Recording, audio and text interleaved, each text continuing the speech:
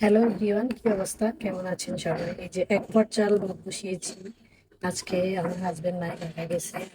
আমি ওই এক পট চাল রান্না করছি।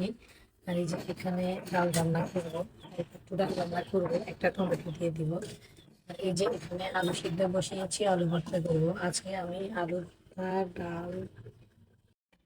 আচ্ছা গাইস, বলেন তো, আমার এই পাকের ঘরটা মানে বারান্দায় যে চুলা বসে রান্না করছি, এটা আপনাদের কাছে কেমন লাগতেছে একটু কমেন্টে বলে যাবেন।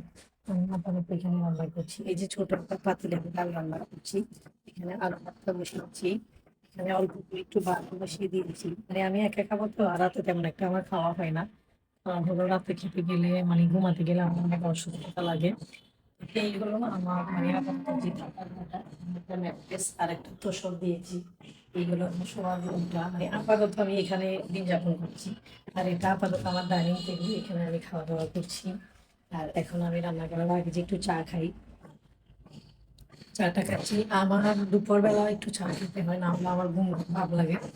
তো আর আমি আজকে ডাল, আলু ভর্তা, ডিম ভাজি দিয়ে ভাত খাবো। আমার হাজবেন্ড আর ছেলে ঢাকায় চলে গিয়েছে, তাই এত বেশি রান্না করতে হবে না।